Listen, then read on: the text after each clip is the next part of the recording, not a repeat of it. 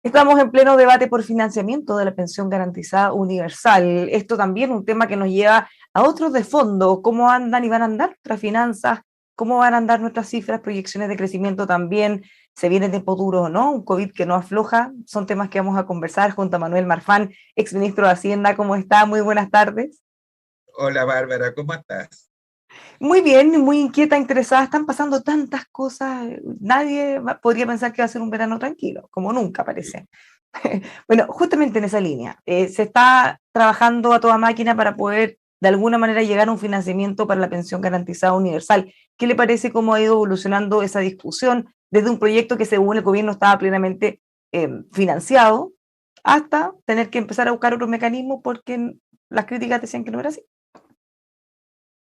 Bueno, yo creo que es deseable que podamos tener esa pensión garantizada universal, pero es indeseable que no esté bien financiada. El Consejo Asesor Fiscal fue lapidario en su informe, ¿ya? Dice que, dicen ellos que el proyecto de financiamiento por 4 años y que hay que tener una proyección de por lo menos 50 años, 53 años, dicen ellos. Claro, porque las pensiones, obviamente, al cabo de 4 años uno no lo puede eliminar. Pero adicionalmente, es primera vez que en un proyecto de ley, y yo recuerde que en un proyecto de ley de esta envergadura, el financiamiento y el gasto estén en proyectos separados. Eh, Todo eso es muy raro.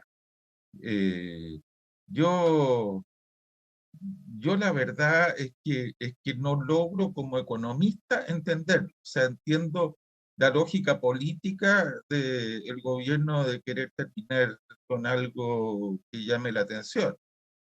Pero Puede desde tener un que ver punto, con una estrategia, en el fondo, sabiendo que la parte del gasto, la parte de incorporar esta pensión garantizada es muy, muy popular y existe la posibilidad de que se apruebe solo esa parte y no la del financiamiento. por supuesto que sí. O sea, por más que los parlamentarios juran de guata que van a ver las dos cosas, y además quieren legislar rápido, porque el presidente llama a aprobar rápido para poder pagarlo ahora en, en febrero, eh, poder recoger los recursos fiscales que esto implica no es una cosa tan rápida.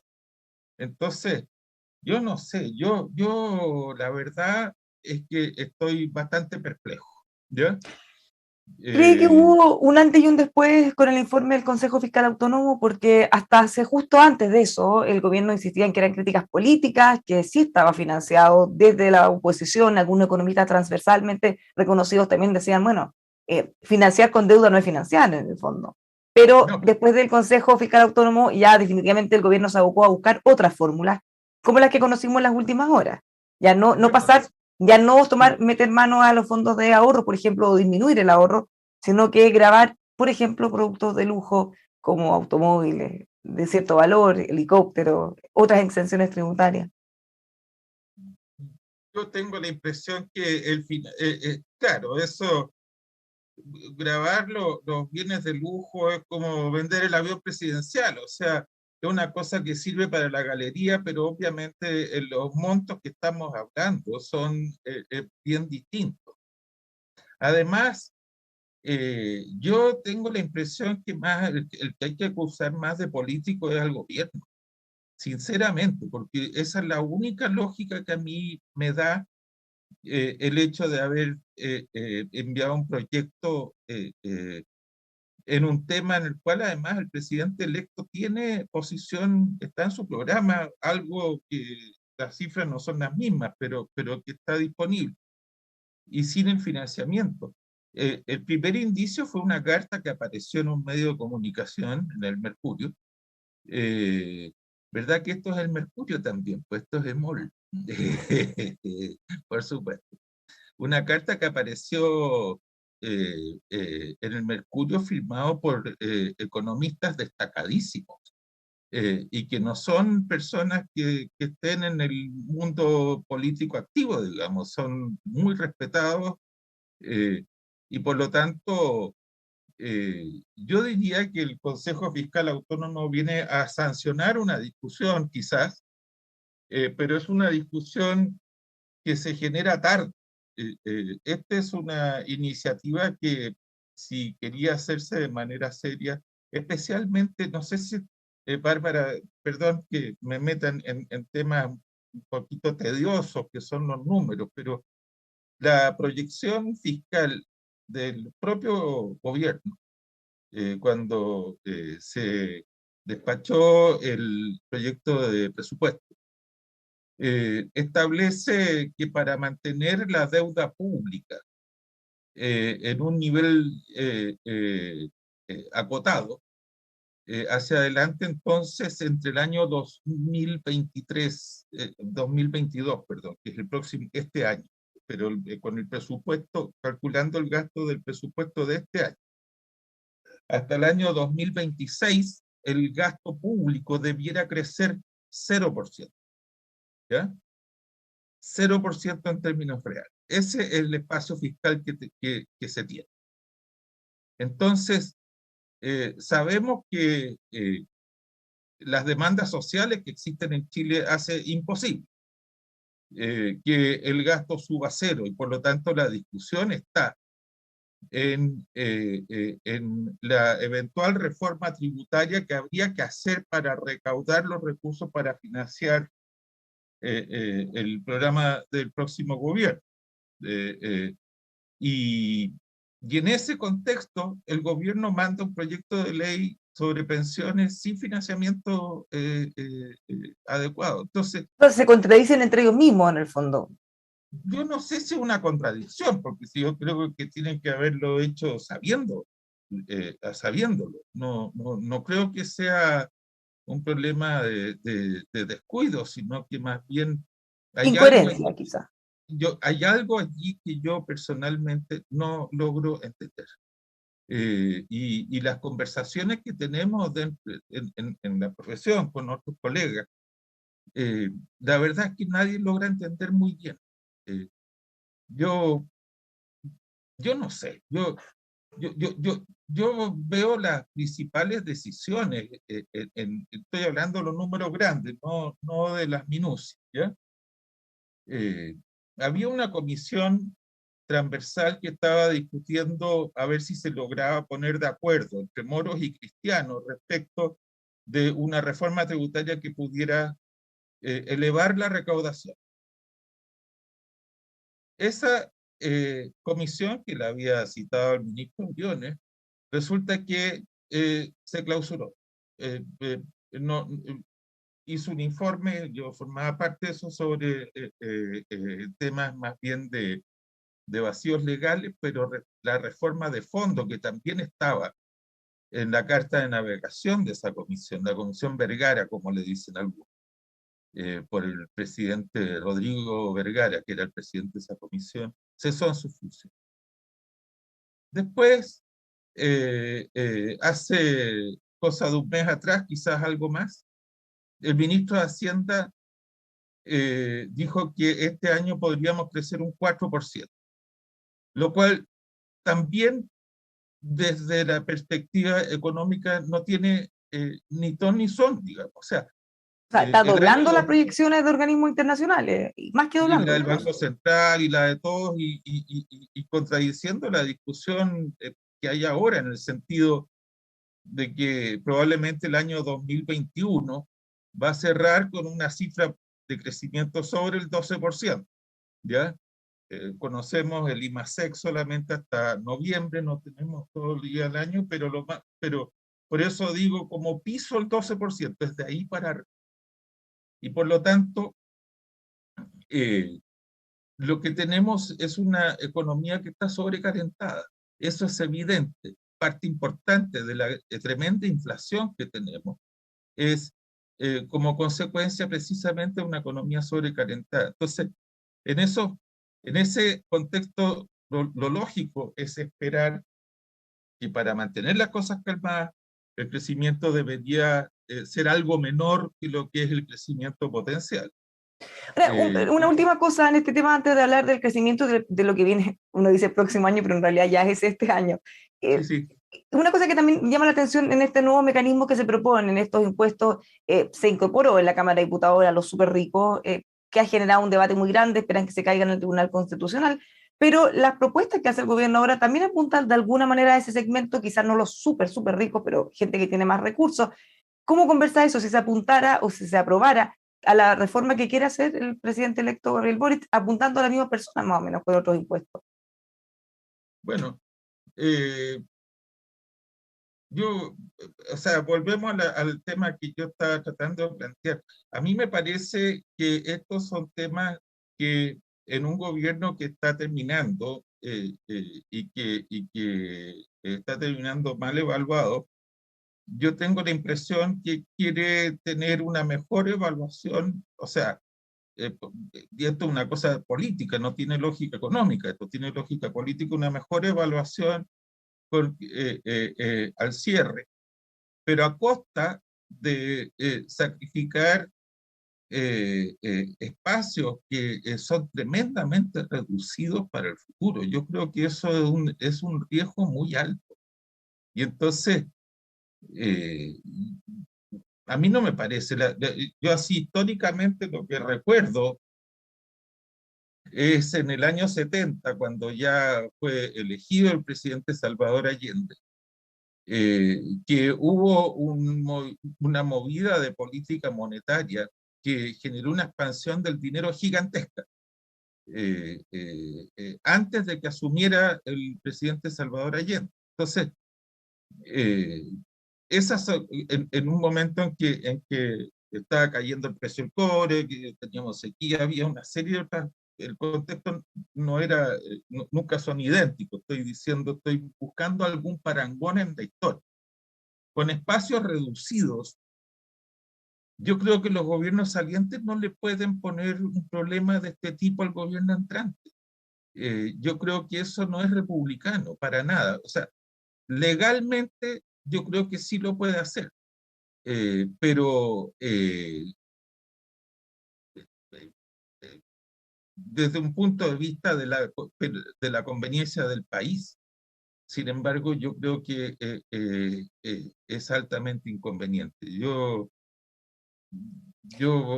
no puedo entender. Y en materia de crecimiento, que era la pregunta que quedó ahí dando bote, eh, claro, las perspectivas tampoco son muy buenas, porque resulta que en el caso de Chile, la consecuencia principalmente de los retiros de los fondos de pensiones, pero también de las ayudas que se hicieron para poder compensar los efectos sociales de la pandemia, eh, generó un problema de exceso de demanda agregada que es insostenible en el tiempo. Más allá de si se justificaba o no plenamente todo lo que se hizo, no es sostenible. Entonces es momento de recoger Bueno, para justamente en esa misma línea le quiero preguntar, porque estamos pasando por periodos complejos, se esperaba por algunos sectores los más golpeados, como el turismo, por ejemplo, hotelería, que este verano pudieran repuntar todo lo que habían perdido en tantos meses, pero el Omicron no cede y de hecho tenemos las cifras más altas de contagio. Y ellos mismos han señalado que ya casi dan esta temporada por perdida. ¿Cómo ve usted que va a ser la actividad económica en este mismo mes, enero, que habían tantas expectativas, pero que el COVID las está frustrando? Bueno, yo pienso que en esta ola, ¿cuál es la cuarta? Me parece, tercera, no sé. Pero una nueva ola, la nueva ola del coronavirus, eh, claro, van a seguir subiendo las cifras. Nosotros siempre hemos tenido en el ciclo del coronavirus, vamos como 2 o 3 meses rezagados respecto de Europa. Esto parte siempre como en Asia, por allá, y se va moviendo hacia el occidente. Y por lo tanto, no sé, todos los especialistas, yo no lo soy, apuntan a que vamos a tener tasas de contagio mucho más altas. Sin embargo, Eh, yo no creo que las consecuencias económicas y sociales de esta ola sea comparable a la que tuvimos, especialmente en el año 2020, ¿ya? Salvo quizá para algunos sectores, como el turismo. Es que yo creo que primero las personas han aprendido a convivir con, con las pandemias y las restricciones sanitarias, etc. Claro, Segundo, pero desde el sector se han quejado que los extranjeros no han podido venir todavía, que hay una tramitación, una burocracia enorme para validar, homologar las vacunas. Entonces, en la práctica dicen solo hay un 5% de los turistas extranjeros que están acostumbrados. Y para ellos es bueno, muy importante ese sector. bueno, sí, esa es una, pero esa es una precaución que no es producto del aumento de los contagios ahora en Chile, sino que producto del aumento de los contagios que ya venía, o sea, era muy predecible, digamos, de otros países y que hay que tener cuidado. Y el Omicron en particular es una cepa que su letalidad y su daño mucho mejor cubierta por los programas de vacunación. Eso es así. Quienes realmente corren riesgo son los que no se han vacunado porque uno no tiene tasas diferenciadas, o por lo menos yo no las conozco, de letalidad del Omicron en las personas sin la vacuna, ¿ya? Entonces, yo creo que el pase de movilidad es un elemento y la cuarta dosis que se adelantó y se inicia ahora, y eso es algo que sí ha funcionado relativamente bien en Chile. Eh, Estoy diciendo no respecto del ideal, sino que comparado con otros países, ha funcionado muy bien desde esa perspectiva. Eh, eh, claro, eso le da mucho más libertad a las personas que son responsables y que se acogen a los programas de vacunación para poder hacer turismo, para poder trasladarse de manera mucho más fácil entre regiones, etcétera, digamos. Entonces, eh, lo que quiero decir, no quiero minimizar esta ola, lo que estoy diciendo es que las consecuencias económicas y sociales probablemente van a ser mucho más atenuadas. Claro, siempre van a ser mayor para las actividades que atienden público directamente, digamos, los restaurantes, los hoteles, etcétera, pero yo creo que no va a tener el impacto gravísimo que observamos nosotros, especialmente en el año 2020. Una última cosa, Y ahí hay cosas que faltan por hacer, entre paréntesis, ¿ya? Eh, uno de los problemas también de este sobrecalentamiento que hablábamos hace poco es el hecho que la fuerza de trabajo hoy día es más baja que la que había antes que empezara el coronavirus. Y eso especialmente porque muchas personas que se retiraron de la fuerza de trabajo no han vuelto, y eso es particularmente fuerte en las mujeres. Eh, yo creo que Boric dice bien cuando dice que los colegios debieran ser los últimos en cerrar y los primeros en abrir. No solamente por un problema de los niños que son directamente afectados en la calidad de educación y que además ese efecto es tremendamente discriminador entre clases sociales, tipos de colegio, etcétera, sino que también porque los niños en la casa eh, hacen mucho más complejo dejarlos solos y las mujeres, por razones culturales, no es porque tenga que ser así, sino que porque es así. claro, Eh, eh, se genera un eh, círculo vicioso que perjudica a las Tenemos un mujeres, círculo vicioso, lamentablemente. entonces, Manuel, una última cosa, porque nos queda muy poquito tiempo y que es muy importante porque estamos a puertas del, al fin, conocer cuál va a ser el gabinete, el primer gabinete del próximo gobierno. ¿Qué señales debería dar o qué espera usted, ya sea de ese gabinete como las señales económicas también, para poder enfrentar de la mejor manera este año, que parte no muy bien, ya lo decíamos con la cifra de COVID, pero con una inflación que no ha cedido tampoco? sí, sí. Bueno, eh, yo he visto, leí cuidadosamente los programas y en el caso particular de Boric candidato, tanto en las primarias como como en la primera vuelta y con algunas modificaciones en la segunda vuelta, ha tenido un programa de gobierno que ha sido reiterativo en que va a respetar los equilibrios fiscales. También lo primero que dijo el Consejo Asesor de economistas notables que tuvieron, lo primero que les dijo fue eso. Y el propio, ya ahora presidente electo, Boric, ha sido también enfático y lo ratificó nuevamente en la nada de que ese va a ser el comportamiento del gobierno. Eso tiene que ser con un ministro de Hacienda que tenga respaldo, espaldas políticas, porque eso es fácil de decir, pero no es fácil de hacer. Y Las presiones entonces, son muy fuertes. especialmente las expectativas que hay, digamos, si el programa que tienen es muy ambicioso. Y entonces, obviamente que uno esperaría que en este gabinete no pongan a un marciano de ministro de Hacienda, o sea, una persona que viene que tiene pocos lazos con el resto del gobierno. Porque el ministro de Hacienda, para poder ser más eficaz, necesariamente tiene que tratar de interactuar con los colegas del área política del gabinete y con todo el respaldo posible del presidente. Solo no basta. Entonces, yo esperaría en este gabinete que se nombre un ministro de Hacienda que tenga la personalidad, el carácter y especialmente, y especialmente conocer bien cuál es el problema fiscal que estamos enfrentando, pero que uno entienda que pueda jugar con quien sea la cabeza política del gabinete y que no sea un ministro de Hacienda que dure pocos meses porque sencillamente el gobierno no logra resolver los conflictos entre la lógica política y la lógica económica que era lo que yo estaba hablando recién de cómo está terminando el actual. Entonces, Noticia, noticia de desarrollo que vamos a conocer el desenlace en tan solo un par de días. Pues Manuel, muchísimas gracias por haber conversado con nosotros.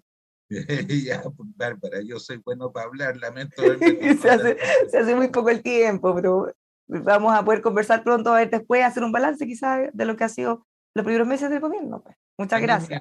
me encanta la entrevista, Karen. Muchas gracias. Muchas gracias. Pues los dejamos invitados a seguir informándose con nosotros aquí en emol.com.